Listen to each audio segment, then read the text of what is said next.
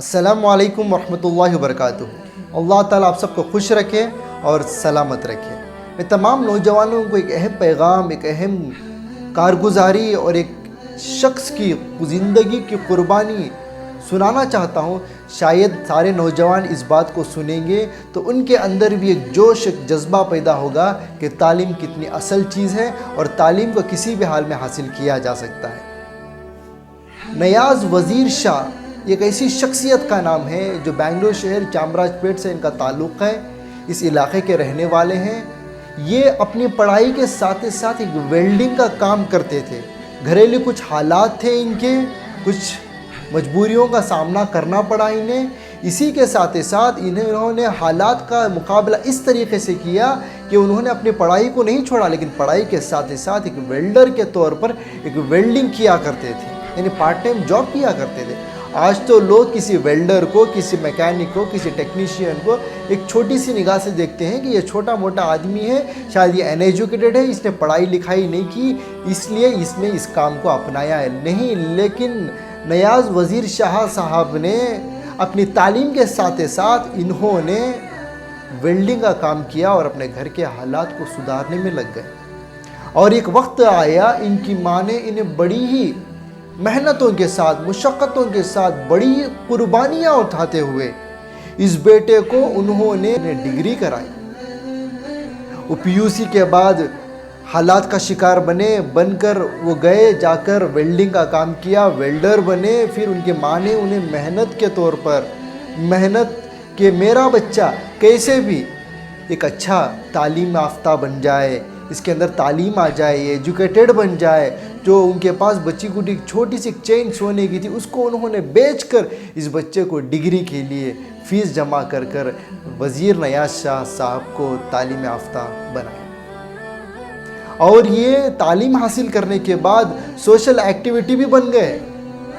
इनके अंदर कौम मिल्लत की तड़प थी। इन्होंने ग्राउंड लेवल से अपनी ज़िंदगी का आगाज़ किया।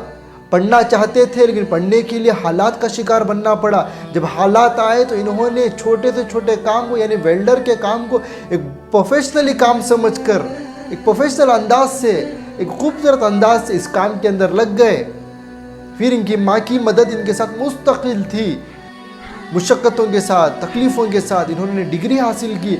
जब इनके अंदर कौम मिल्लत की तड़प पैदा हुई कि ऐसे कितने गरीब बच्चे होंगे जो पढ़ नहीं पा रहे होंगे, हालात का शिकार बन चुके होंगे, इसलिए इन्होंने तालीम के साथ साथ जॉब मिलने के बाद इन्होंने कौम मिल्लत की, यानी सोशल वर्कर बन गए। जब ये सोशल वर्कर बन गए, जब इन्होंने कौम मिल्लत के लिए काम करना शुरू कर दिया, JDS जैसी पॉलिटिकल पार्टी ने इन्हें आज स्टूडेंट वाइस प्रेसिडेंट बनाया गया है।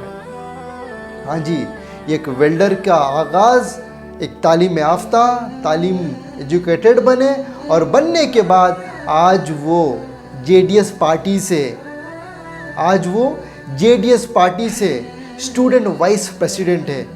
तो मैं तमाम उन माओं से, उन वालिदैन से अर्ज़ करना चाहता हूँ कि हर हमारे ऐसे नौजवान, ऐसे हीरे मौजूद हैं जिन्हें तालीम की सख्त ज़रूरत है। आज हम थोड़ा सा हालात का शिकार बनते हैं, अपने बच्चों को काम काज में लगा देते हैं, कोई किसी छोटे से छोटे काम में चला जाता है, जबकि वो बड़े होते हैं उसके बाद उन्हें बड़े मुश्किलों का सामना करना पड़ता है, क्योंकि उन्हें पढ़ना लिखना नहीं आता। आज जो कुछ भी चलता है पढ़ी लिखाई से चलता है। पढ़े लिखने पर आप उन्हें फोकस नहीं कराते, आप उन्हें तवज्जो नहीं दिलाते, उन्हें कामकाज में लगा देते हैं, गोया कि वो आगे जाकर किसी छोटे मोटे कारोबार में जाकर, तालीम तो नहीं होती, अनएजुकेटेड बनकर ज़िंदगी गुजारते हैं। ये नियाज़ वज़ीर शाह साहब उनके लिए मिसाल हैं, उनके लिए जवाब हैं। जो सियासी लीडर एक मरतबा कह रहे थे कि मुसलमानों के दिलों के अंदर कुछ नहीं है, ये सिर्फ पेंचर और वेल्डर, ये इसी तरीके के लोग होते हैं, इनके यहाँ पढ़े लिखे लोग नहीं होते।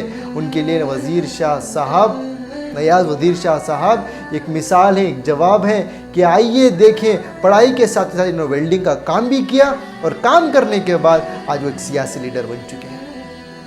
अल्लाह जज़ा खैर दे वज़ीर शाह साहब को, अल्लाह ताला उन्हें खुश रखे और कौम मिल्लत की खूब खिदमत करने का उन्हें जज्बा अता फ़रमाए। और तमाम नौजवानों से दरख्वास्त है कि कोई चीज़ अगर हासिल करने पर आ जाए तो हालात चाहे कितने भी बुरे हों, आपको मंजिल मिलेगी। جیسے کہ ایک شعر ہے، تو ہی نہ چاہے تو بہانے ہزار، تو ہی نہ چاہے تو بہانے ہزار، تو چاہے تو راستے ہزار۔ اسی طریقے سے ہم اپنی زندگی میں چاہیں، ہم اپنی زندگی میں کوشش کریں، انشاءاللہ منزل ہماری مقدر ہوگی۔ تو جزاک اللہ خیر میری ان ساری باتوں کو سننے کے لیے۔ السلام علیکم ورحمۃ اللہ وبرکاتہ، اور ہمارے اس یوٹیوب چینل سعد احمد 313 کو ضرور سبسکرائب کریں۔